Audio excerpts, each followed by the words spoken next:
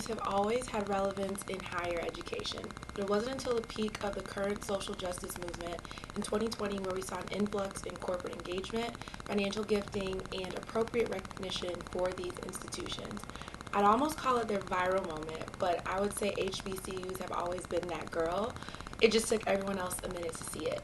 So in this episode, we'll be amplifying the voices of 3 HBCU students who are interning this summer at Steelcase.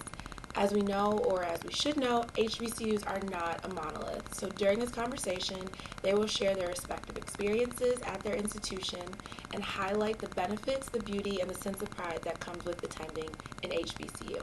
So we're going to kick off really quickly with a few things that an HBCU is not, and then we'll go ahead and introduce our speakers. So HBCUs are not exclusively for Black students.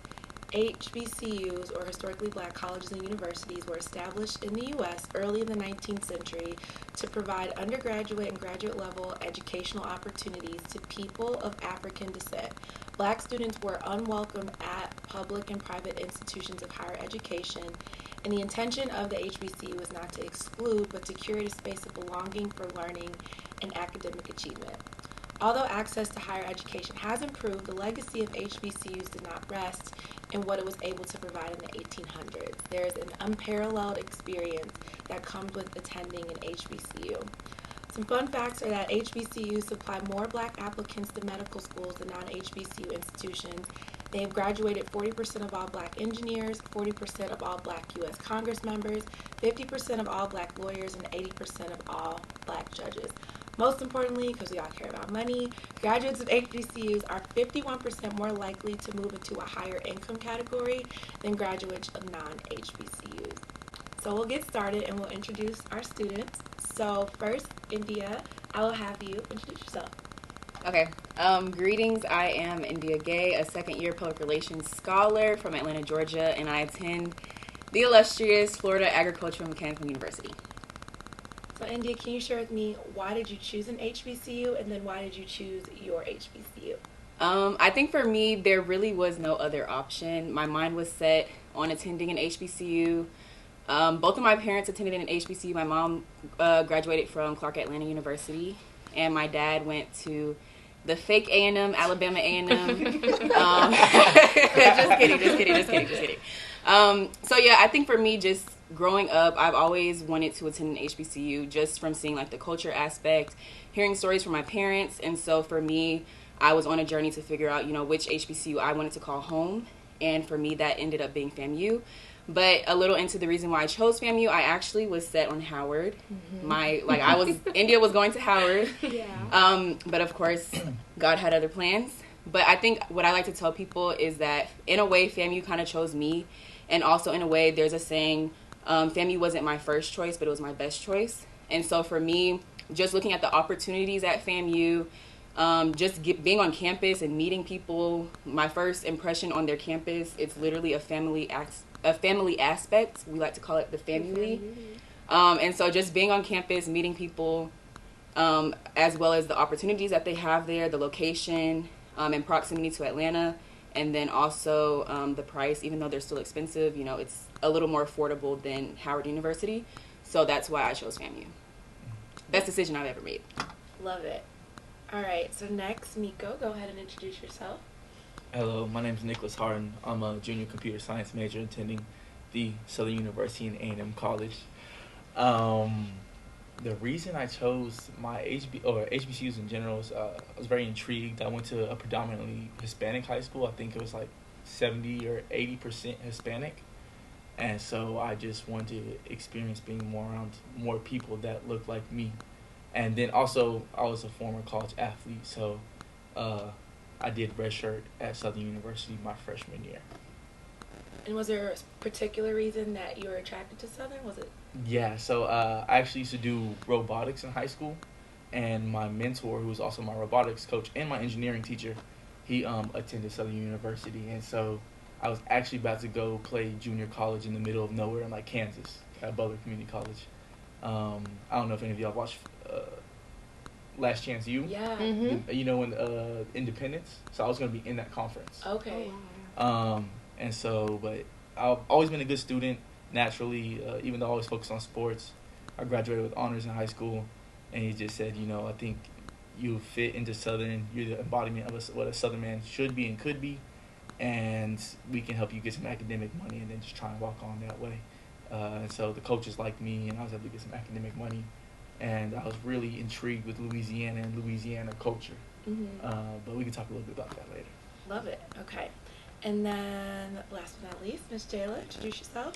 Yes, so greetings and humble salutations. I am Jayla Stevens, a fourth-year social work and pre-law scholar, also attending the illustrious Florida Agricultural and Mechanical University.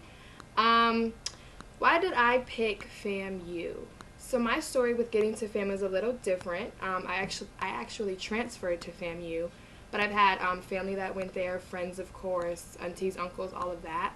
So I grew up in the space of HBCUs, but I also grew up in Colorado. But I've always said I'm not really a Colorado girl. I'm more like a city girl with Southern roots. So I felt more at home and in tune with the HBCU culture, with the vibes they gave off, just being a part of that outside of it. Excuse me.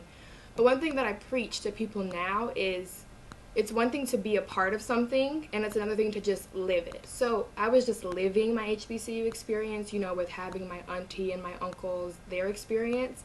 But now being immersed in the culture, me actually being a part of that, has been revolutionary, like you said, India. It really did change your life. It was the best decision.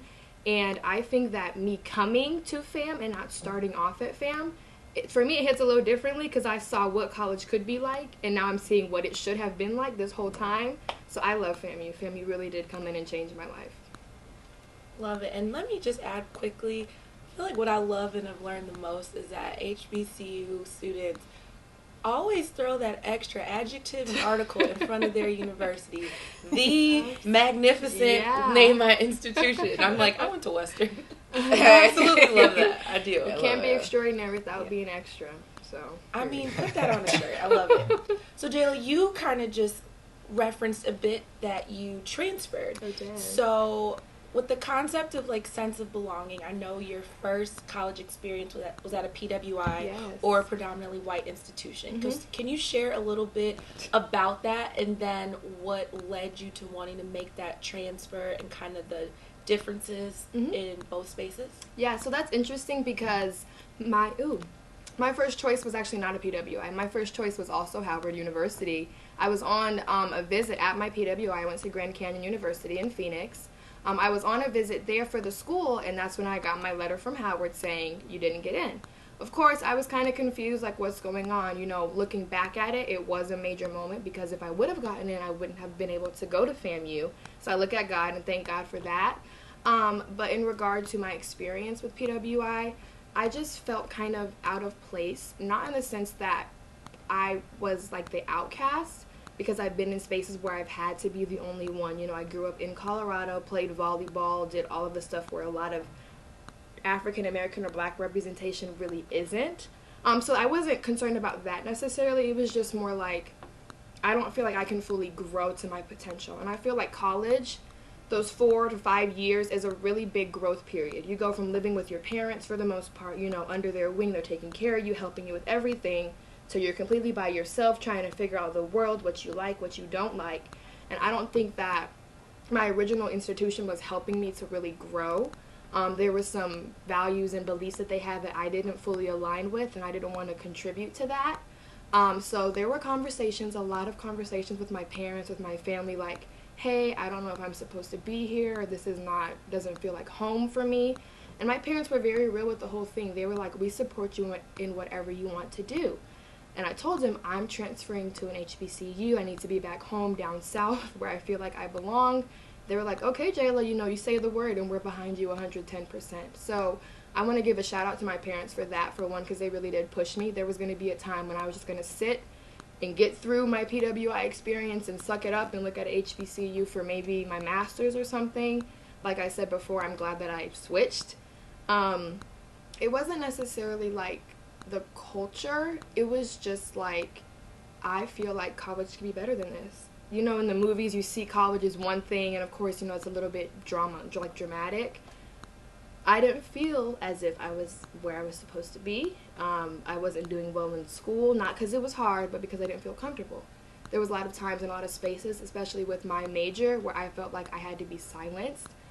Because as we know, law and all of that is a very white, male-dominated field, and I have to tiptoe around that. So being in that space was a little interesting, but now at my HBCU, I can fully express my ideas, my thoughts, my opinions. Of course, people may not always agree because we're human, but I can have that come out, and it can be a conversation instead of it just being another talking point and having it be moved on, if that makes sense. So I feel more at home, like there's a camaraderie at my HBCU, which of course I knew was going to happen, but I didn't know it was going to happen to this magnitude when I got there.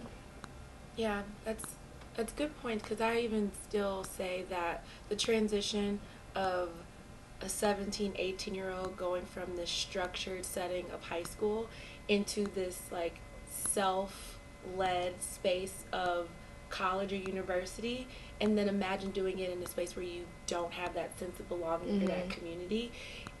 It's like you're almost setting yourself up for failure. Exactly. So it's admirable too that you did have that awareness, and it's kind of courageous, because of course calling home to say I don't want to be here anymore is not necessarily what a parent wants to hear, but I also think it is encouraging that for a parent, even though I'm not a parent, but if I were to be one to say, the fact that my kid has the confidence and has the ability to advocate for themselves, to say, I want to do better, I just want to be in a space that allowed me to do that, is amazing. So Absolutely. Definitely props to you for that.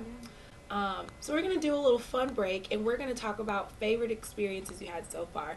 So Jayla, we'll have you start, and then Indy, you'll share yours. What's been your favorite experience at FAM thus far? I think that question is such a good question, but it's such a hard question because there have been so many experiences that I don't think I can categorize one as my favorite. I think my favorite experience would be the experience of FAMU, and that does sound really cliche, but like it truly is an experience. Like you get in there. I remember walking into like my first football game as an actual student and looking around like, oh my God, like I'm really a part of this. It's crazy. Like wow. Even now this answer isn't even cohesive because I'm trying to think, and it's like the best experience really is the school. Not even just like the parties or the class or the hangouts or the cookouts or whatever. It truly is that people do care about you. They want you to succeed. You can feel it, and they will pull it out of you. So I think having that, even though we're strangers technically, but you still care that much, that in itself is an experience, and having everybody there with that mindset to pull it out really does make the experience of FAMU, back to my point. So that doesn't really answer your question, but I think my favorite experience is being an actual student. Yeah, and that's a good answer. Your answer is the right answer. Yeah. So, India, how about you talk about yours? I definitely agree, and looking at like particular events, I guess I'll try and take that aspect of it. I would definitely say, of course, homecoming. That's what everybody talks about. Homecoming for sure. But I think alongside homecoming, welcome week for me was like my oh my gosh, like I'm so glad I chose FAMU, because in high school I was always the student. I was social. I'm like a mix between an introvert and extrovert, but in high school I was a student with the 4.0 GPA, all of these accolades and leadership positions in school, but she didn't really go out much. Like I went to football games, basketball games, but outside of that you wouldn't really see me at a function. You wouldn't see me going out anywhere. And so when I went to FAMU, I told myself, like, of course, I'm going to keep up my academic excellence and, maintain that aspect of my life. But I also wanted to, become social and kind of just improve. I wouldn't say improve, but just become more social. And so when I went to FAMU during Welcome Week, it's the first week when everybody gets there. But the biggest thing about it is that you're there, you're having fun, you're meeting people on campus, you're becoming comfortable with your environment, but there's no class. There's like it's really the no class aspect. So it's like I was going out, I was meeting people, I was having fun, and I was just exploring and learning new things about myself during Welcome Week. And so that was really an eye-opener for me, just because I wasn't used to that. I was used to staying home, used to being all about academics, all about just nothing really social. So Welcome Week was really big for me. And then, of course, homecoming. The culture at FAMU is I can't even put into words what the culture at FAMU is like. It's so massive. And so during homecoming, it's like you have the people coming back, you have the students that go to the school, you have people that are just coming to FAMU because they know our homecoming is lit. And so it's like you have the football game, which, as Jayla was saying, FAMU football games. Crazy. It's crazy. Nobody else's football games can touch FAMU football games, and that's on period. But yeah, you got the football game, you have the concert, you have just the events that are happening, and then just all of that. Of course, we still got classes and stuff. Yeah. But I think homecoming is just a week where we get to celebrate FAMU, celebrate our school, celebrate our students, and just being a part of FAMU. Again, we are a family, and so we're celebrating ourselves, celebrating the legacy of FAMU, celebrating FAMU's future. Homecoming is just amazing. Yeah. So I think that aspect, I would say those two events were kind of my favorite. But even in that, as Jayla was saying, every day at FAMU, it's like a mini version of that. Yeah. So it's like, yes, we're going to classes. Yes, we're still scholars. Like, the GPA is where it needs to be. My GPA has not folded. But alongside that, I'm also getting a great experience because I'm meeting people. I'm surrounded in an environment of Black men, women, non-binary people that want to better themselves, that want to create a name for themselves, that want to impact their community. So it's like every day at FAMU, the FAMU experience is honestly the greatest experience that you could ever get. Yeah. So, yeah. I love that. And I love that you highlighted the intersection between social and education, because that is the real world. That's and being able to find that true balance, because you won't find your true self if you're just stuck in books, and you won't find your true self or a job if you just go out and work. So being able to strike that balance is amazing, and that means you're an ambivert. That's the okay. Learn something new every day. Fun fact of the day, because that's how I identify. But we will shift then into for you, India, this idea of preparation and workforce readiness. So how do you feel that FAMU, or maybe if you don't have to generalize for all HBCUs, but the benefits that your HBCU has provided you for preparation and workforce readiness, and if you're seeking full-time experiences, and just to get you ready for that corporate, non-corporate, real-world space. How do you feel you're being prepared for that? I think the biggest misconception about HBCUs is that they don't prepare us for the real world. That is a very, very, very, very, very common misconceptions about HBCUs. Yeah. If you look at the three of us now, we're interning at a Fortune 500 company. Period. And we attend HBCUs. I got this internship at 18 years old, and I'm interning at a Fortune 500 company. So it's like, when I think of this, I like to think, and it's kind of something that Steelcase has kind of taught me, is that people make the company, not the other way around. So it's like the people at FAMU make FAMU. The community that we build at FAMU is what makes our school so great. So it's like, yes, you can think about the school, but it's the people in the school. It's the students, it's the professors, it's the opportunities that we're all providing, the networking experiences that we're creating amongst each other that makes FAMU what it is. That's what makes the FAMU experience, the FAMU experience, the HBCU experience, the HBCU experience. It's the people. And so when it comes to FAMU, it's like I said before, we're surrounded by Black excellence. We're surrounded by Black individuals that are trying to better themselves, that are trying to create spaces for others and create opportunities for others, that are trying to elevate themselves while also helping others, reach that point as well. And so for me, I'm at a school where I'm comfortable. And I feel like also, along with being comfortable, FAMU has also kind of allowed me to become comfortable with being uncomfortable. Yeah. And so it's like, when I'm at FAMU, I am receiving an education that's tailored towards me, and teaching me how to be successful in these spaces and preparing me to immerse in these spaces. But with that, I'm also gaining an experience where I'm learning about a whole bunch of other cultures. I'm learning about a whole bunch of other different things. And so it's like, just in my freshman year at FAMU, because that was my previous year, was my freshman year, I had to take a professional leadership development class. You don't really see that. So in that class, I'm learning, resumes, interviewing, how to formulate questions, research-based questions. That's the only thing you're going to get at FAMU is a research-based question. Especially when it comes to the School of Business and Industry. We are not going to ask a one-sentence question. We are going to ask a question that was thought out, that was planned, and that was researched, and that has data behind it. You better cite it. So we are learning those things as freshmen in college. Alongside that, we have professional leadership development and career expos. So it's like, okay, I have an expo, and there's tons of Fortune 500 companies, tons of other small companies that are there. Every day on the quad at FAMU, there's going to be somebody's company that's out there trying to promote their brand. Yeah. So it's like FAMU is providing us all of these opportunities to find employment, to find internships, to provide opportunities. So it's like I said before, it's the people. So it's like you have to take advantage of these opportunities. Mm-hmm. And so I think that's what it's been for me, being immersed in an environment where there are so many opportunities. It's like I'm going to everything. I'm going to this expo. I'm going to this expo. I'm going to this event. I'm going to this event. And so FAMU has really taught me how to take advantage of networking opportunities and how to branch out and meet new people. And I think that's really what's helped me develop myself just in 1 year. Like, I'm literally 19 years old. So, like, there is no saying if HBCUs prepare you for the real world, because I'm in Michigan, hundreds, probably almost 1,000 miles from home, doing an internship with Steelcase, which has been an amazing opportunity that would not have happened if it wasn't for FAMU. So when it comes to people or the misconception of HBCUs preparing students for the real world, we got to get rid of that. Yeah. Because there is amazing talent, amazing minds, amazing souls at HBCUs. It's not the school, it's the people. So it's like we have to begin kind of bringing these companies to HBCUs so that they can see that there are students that are more than capable, more than prepared to fulfill these jobs, because HBCUs it's literally black excellence. I don't know how to emphasize this enough.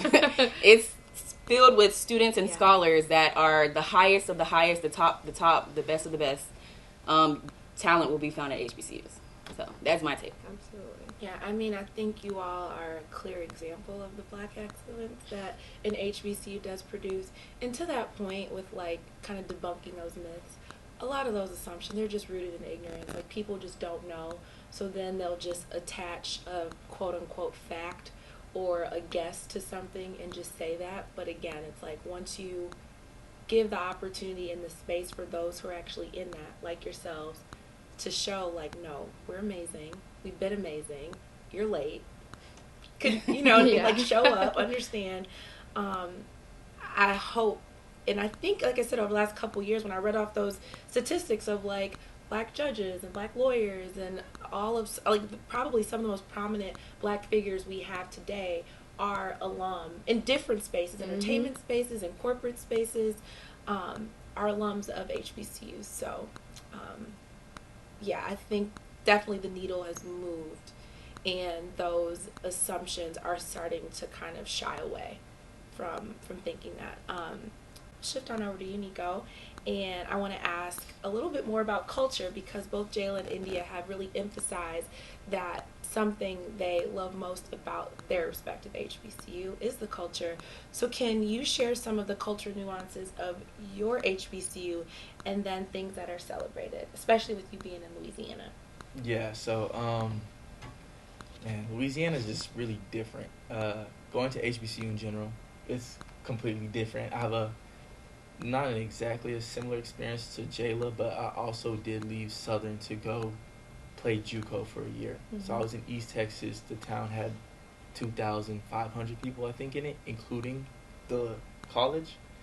So I left HBCU in Louisiana, in the capital city, to go to JUCO in the middle of nowhere, and then came back. So, I mean, I'm glad I did. Made me into who I am today. It humbled me. It matured me a lot. But, I mean, it's just amazing, to be honest.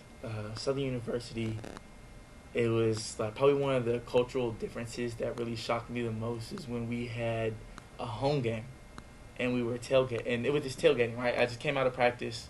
We got shots in for the day, showered up, and we're going to get some food because the alumni come out and they're giving away plates like, baby, what you need? You know? I'm like, please, load me up. So I'm going, I think, get some hamburgers, some hot dogs, some chips.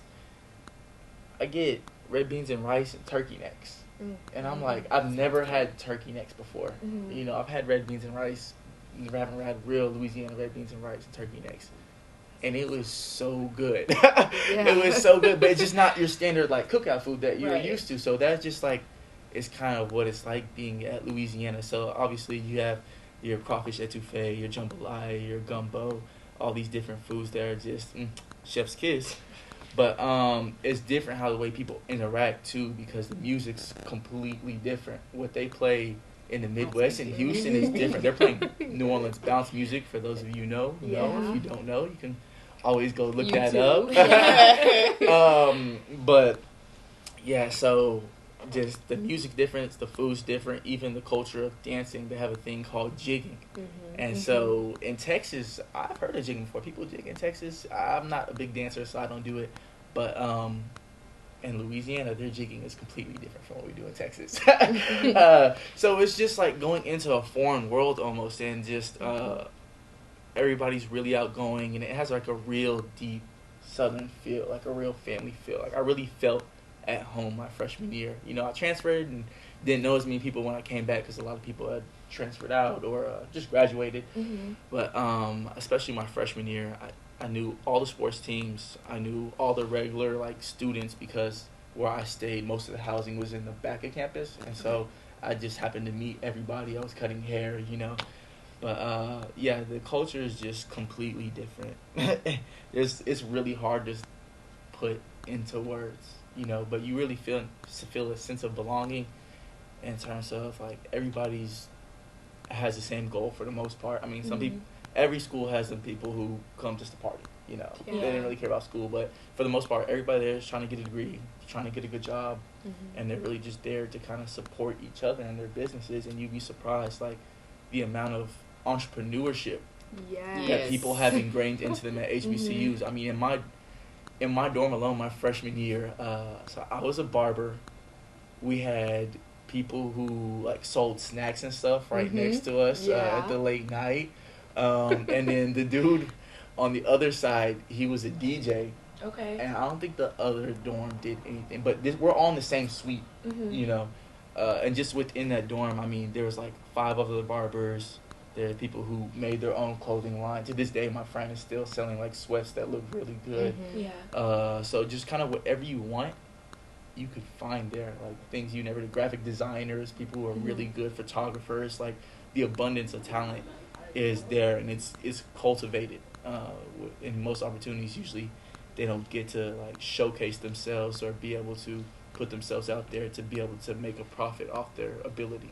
So yeah, that's a little bit about Louisiana culture. Yeah, and I love that because if you think like deeper into history and like the roots of the South, Black people, especially as slaves, you had to kind of have that ingenuity and that resourcefulness to make do with the very bare minimum, if you were even given that, when it came to sourcing for your family, sourcing for yourself through food and other things like that. So it's just beautiful to see at your university, like you said, this spirit of entrepreneurship, I feel like kind of roots from those times of before that people kind of had to do. So it's just great to see it still be present in those spaces.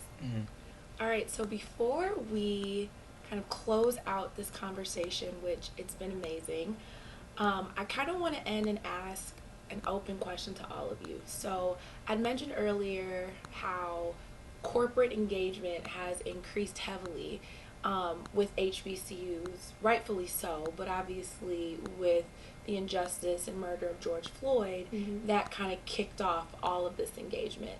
And there's this idea of what's performative and what's transformative. Who's really trying to do better and be better for the audiences that they want to bring into their company, and who's trying to do better and be better for their board of directors and their bottom line.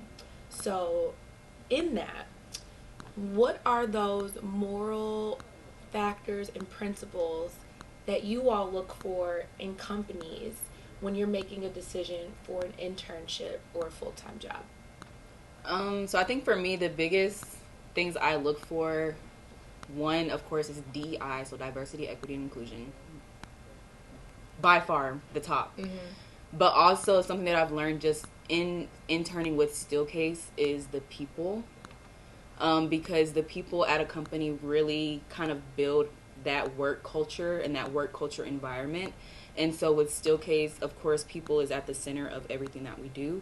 But it's like the coworkers, the bosses, the people that we work with are literally so welcoming, so nice, to the point where they make work even more enjoyable. And then with that, it's like the different things that Steelcase does to ensure that its employees are put at the center of everything, make it even better.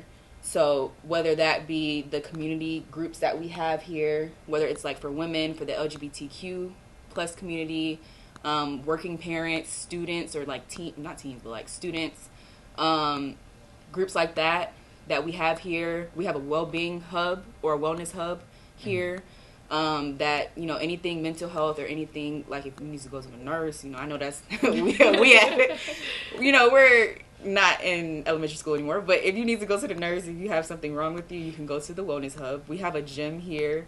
Like, there's just so many things that are included at Steelcase that make it more enjoyable. Like, work is more enjoyable, of course, when you're doing something that you're passionate about, but when your company actually cares about you, and when they take into consideration that nothing can get done without you, and that it really is the people, like I said before, people make the company. So when a company puts its people first, that really makes a big difference. So that's definitely something that I've learned just in being here at Steelcase for 3 months.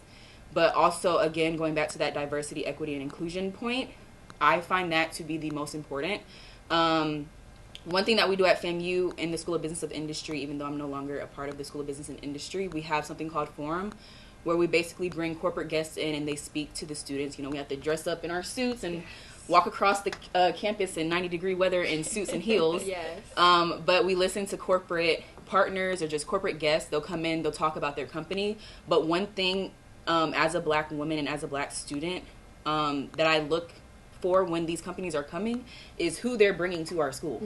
So it's like, if I see a company bring someone and I see all white men, or I'm not seeing any type of diversity, I'm not really interested. I'm off the bat, I'm not interested in your company, because I feel as though, you know, you need to make sure that you're creating, or if you're going into a space, especially a historically Black college or university, that you're presenting with a diverse array of individuals that work at your company. Because off the bat, you're definitely telling me that your company is not diverse. If you can't bring one or two people that are not Black, not Black, that aren't white or that aren't men, then I automatically am not looking at your company.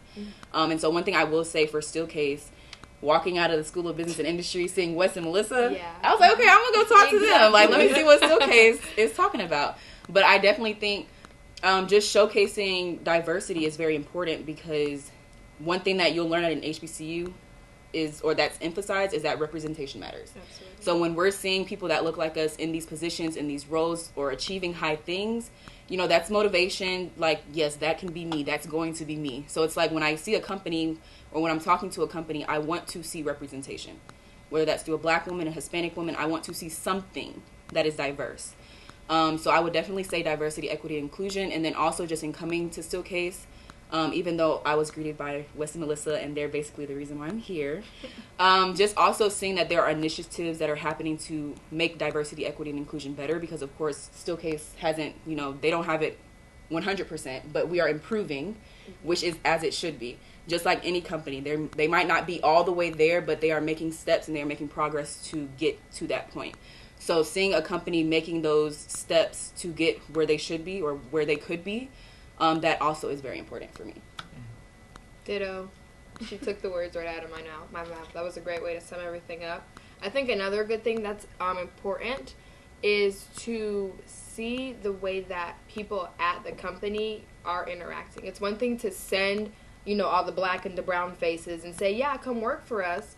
But if y'all hate it, I don't want to come. So one thing that I like to do that I've noticed, no, literally, like, it's real. Actually. And I think, like she said, back to the representation point, it's kind of like a sense of camaraderie. Like, hey, I can talk to you. You know, we see each other type of vibes, where it's not, I have to put on my corporate voice, where I have to ask these kind of questions. I want the real deal. Tell me what's happening at your office, at your job, to see, will this be a good fit for me or maybe not? You know, I don't know quite yet, but it might be a good way to get an outside opinion with someone that's actually in that space. Because, of course, they're not going to sit there and talk about the negative things about their company. They want you to come work for them. But like she said, no one is perfect. We're not at 100% yet. So I want to hear the parts that we can still improve before I sign a contract saying I'm coming to work for y'all. So I think, yeah, you summed it up great. But it's also important to hear the real deal, because I don't want to just sign something and now I'm stuck. Like, I should have asked them before I got here. Yeah. My values are a little different than y'all's. So, I mean, a couple of things that stick out to me is I want to get to high places in my career. So I think mentorship is kind of a big one for me, and being in a position to accelerate my growth. So, like, obviously everybody looks at pay. Like, I want competitive pay. I want to be paid my value. I want to be paid my worth. But then looking at companies that are really going to be able to go under someone and have a good program where I can, like, grow my skill set, my knowledge, and my domain of work so that I can not only do well in this position, but I can exceed and be prepared for that next step when I get there, you know, whatever that may be, and learning adjacent functions and, like, finance or whatever is needed to be good at that next step. Another thing is, this is my second internship, and I can truly say, like, I do like working at Steelcase. I like coming in every day. At my other internship, I had a really cool boss too. It had some really cool benefits. Like, we got free lunch like every day. Yeah. And it was good lunch. Like, we had fajitas. We had some really, like, papacitos. But I used to, like, count down the time, because I just feel like some of my work was meaningful, but it wasn't appreciated by the company because I worked in healthcare, and I was information systems intern. And what we were doing saved time, and obviously, like, they wouldn't hire you if your job wasn't important enough to provide some type of value to the company. But I just felt like sometimes it was kind of looked over, and it wasn't always engaging at certain points in time. So I think working on something of substance and having impact on the company is pretty important to me, because, like, I want to work on cool things. I want to work on something that's important to the company. And by adding value to the company, I'm adding value to myself, because I can show wherever I go, I can do this, and this for your company, you know? So I think that's part of the big career development. And then also just kind of being my authentic self. Obviously, there's a time and a place for everything. Yeah, and you have to have a corporate face, but I also want to be able to be real, because at the end of the day, we're all people. Yeah. You know, everybody goes through things, so making mistakes I want to be in a place that understands. Like, I was telling myself, I did the most intern thing this summer. I was on a call with 3 of our SET members and communications, talking about how we're going to evolve our brand. And I was messaging my boss on Teams, kind of just talking about, like, the thought process and what we thought on it, which was aligning exactly what the SET members were saying. And I was like, the comms team is really good. I can never do this, LOL. And I sent it, and someone just sent me an email, and I replied back to the email, and I looked. I was like, why is that in the main chat and not to her? And so I go back and look, and I'm like, I didn't send it to her. And so I started sweating. I was getting really hot. I was like, oh my gosh, they're never going to want to hire me. But, I messaged my boss later, and she just kind of laughed at it. And she was like, you said it was a positive thing you said. Right. It wasn't like you were bashing anybody, so it was not a big deal. We've all made mistakes. And, that's just kind of the environment I want to be in, where we realize at the end of the day we're all people. Right. So I think that's more important to me. Obviously, diversity, I want to see people that look like me in a certain space, because only they can understand the certain things I can go through, like being confused for someone else that doesn't even look like me. But those it's kind of important to be able to talk to other people and understand the struggle that I might go through, or because I know they might be facing a similar situation. So those are kind of the things I really look for in a company. Yeah, thank you all for sharing, and I want to make sure I close by just expressing gratitude for all 3 of you. Each of you kind of touched, and India, you really highlighted this idea of representation matters, and to be able to have such a candid conversation without you 3 being here, it wouldn't have been possible. So just a testament to how organizations like ourselves need to continue to be intentional about who we hire and where we hire from. Because again, we are not a monolith, so one Black opinion isn't all Black opinion. So just getting your feedback and your experience. And one Black man is not another Black man, especially if y'all don't look alike. So just as an I feel like our corporate responsibility is just to continue to listen to the voices, and to be mindful of how we reach out and how we put ourselves in spaces to get those different opinions. For Black voices, for Latinx voices, for Asian voices, for all racial diversity, because Steelcase is a predominantly white organization, and they can't tell the story of people of color without the voices of people of color. Absolutely. So it's our responsibility to continue to do more and to grow in those spaces. And then to any students who might be listening to this, I love that you each were kind of able to count a bit of your experience here. And again, as we continue to grow, we do need more people like you to come into our space and provide us and equip us with feedback and your talent and your knowledge so that we can continue to do better.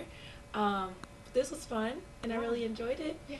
And thank you. Yeah, it was a pleasure to be Thanks here for getting today. us to Steelcase. great. And, too. Right. shout out to Nikki for recording too. Yes. Yes, thank you, Nikki. Thank you, Yes. Nikki.